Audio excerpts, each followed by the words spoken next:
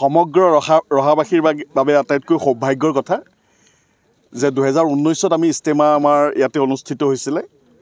তাৰপিছতে পুনৰ 6 বছৰৰ মূৰত আমাৰ কচুৱা এই অঞ্চলত ঐতিহ্যমণ্ডিত আমাৰ কচুৱাৰ পথাৰত আমাৰ 9খন জিলা ভিত্তিত মাণ্ডলিক আমাৰ ইষ্টেমা হ'বলৈ গৈ আছে।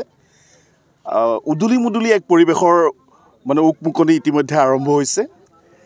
মই ধন্যবাদ জনাম আমাৰ নগাঁও জিলা প্ৰশাসনক আৰু আমাৰ আৰক্ষী বিভাগক। তেখেতসকলে ইয়াৰ যিখিনি প্ৰশাসনীয় ব্যৱস্থা আমাৰ কামপুৰ চাৰ্কুলে হওক বা আমাৰ আৰক্ষী বিভাগৰ ফালৰ পৰা হওক, আমাৰ SP সাহেবে নিজে যোগাযোগ কৰিছে, আমাৰ জিলা উপায়ুক্ত ডাঙৰীয়াও এই গোটেই বস্তুখিনি তদাৰক কৰিছে। আৰু চাৰ্কুল কালি ৰাজহ চক্ৰ বিষয়ানী ইয়ালৈ আহিছে, আজি ময়ো আহিছোঁ।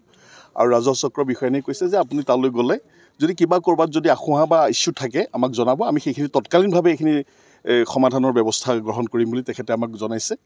আৰু ময়ো সন্মুখৰ পৰা আমাৰ ভক্তপ্ৰাণ ৰাইজে যাতে কোনো অসুবিধা নোহোৱাকৈ আমাৰ কচুৱাৰ যিটো ঐতিহ্য, আমাৰ ঠাইখিনিৰ যিটো মৰ্যাদা, এইখিনি লাঘৱ যাতে নহয়, সমূহ আমাৰ আলি মোলামা আমাৰ যিসকল আমাৰ ধৰ্মীয় ব্যক্তি আহিব ইয়াতে ইষ্টেমাৰ কাৰণে, আমি শ্ৰদ্ধাভক্তি সহকাৰে তেখেতসকলক যাতে সেৱা কৰিব পাৰোঁ, তেখেতসকলক যাতে আমি যাতে স্বেচ্ছাসেৱক হিচাপে তেখেতসকলৰ সকলোখিনি প্ৰয়োজনীয় সুবিধা যাতে আমি ইয়াতে উপলব্ধ হ'ব পৰাকৈ আমি যাতে সেৱা আগবঢ়াব পাৰোঁ, তাৰ কাৰণে আমি সন্মুখৰ পৰা আমি সকলো ৰাইজে আমি সেইখিনি সহযোগিতা আগবঢ়াম।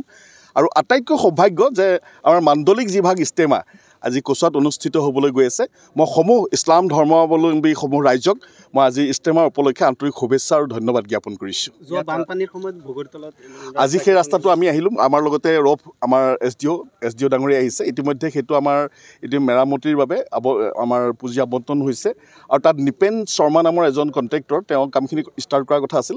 আজি যেতিয়া মই আহি দেখিলোঁ বগৰীতলা সেই জেগাখিনি আমাৰ যিখিনি ফ্লাড ইৰ'শ্যন আছিলে যথেষ্ট বেয়া হৈ আছিলে। আৰু তৎকালীনভাৱে আজিৰ ভিতৰতে আমি তাতে মাটিৰে এতিয়াতো ব্লক লগাই পেলাই পাকা সম্পূৰ্ণ কৰিব পৰা নহয়, তথাপিতো আমাৰ ভক্তপ্ৰাণ ৰাইজে যাতে ইষ্টেমালৈ আহোঁতে বগৰীতলা দি আহোঁতে যাতে কোনো গাড়ীৰ অসুবিধা নহয়, গাঁতকেইটা সম্পূৰ্ণকৈ ৰাতিলৈকে প্ৰয়োজন হ'লে ৰাতিলৈকে তেওঁলোকে কাম কৰি ৰাতিপুৱালে আজিৰ ভিতৰত এই কামখিনি কৰিবৰ কাৰণে আহ্বান জনাইছোঁ। আমাৰ SDO আব্দুল ৰৌফ ডাঙৰীয়া আমাৰ লগত আহিছে, তেখেতে ইতিমধ্যে আমাৰ কণ্ট্ৰেক্টৰৰ লগত যোগাযোগ কৰিছে। আৰু কণ্ট্ৰেক্টৰেও কৈছে যে আমি তৎকালীনভাৱে অন্ততঃ ভক্তপ্ৰাণ ৰাইজে যাতায়াতৰ ব্যৱস্থা অসুবিধা নোহোৱাকৈ এই কামখিনি কৰি দিম বুলি আমাক তেখেতে কথা দিছে। মুছলমান সম্প্ৰদায়ৰ লোকৰ লগতে কিন্তু বহু হিন্দু লোকেও শ্ৰমদান, মই নিজে হিন্দু, ময়ো আহিছোঁ। কাৰণ এইটো হৈছে আমাৰ ভাতৃত্ববোধ, এইটো হৈছে আমাৰ মহাপুৰুষ শ্ৰীমন্ত শংকৰদেৱ আৰু আজান পীৰে গঢ়ি থৈ যোৱা বৃহত্তৰ অসমীয়া জাতিটোৰ এই হৈছে একতা, এয়া হৈছে আমাৰ ভাতৃত্ববোধ। আৰু এই ভাতৃত্ববোধেৰে সৈতে আমি খিলঞ্জীয়া আমাৰ যিসকল আমি ভূমিপুত্ৰ, আমাৰ মাজত যিটো ভাতৃত্ববোধ আছে এইখিনি আমি সদায় শক্তিশালীভাৱে ঐক্যতাৰে আমি ৰাখি আমি আগুৱাই যাম।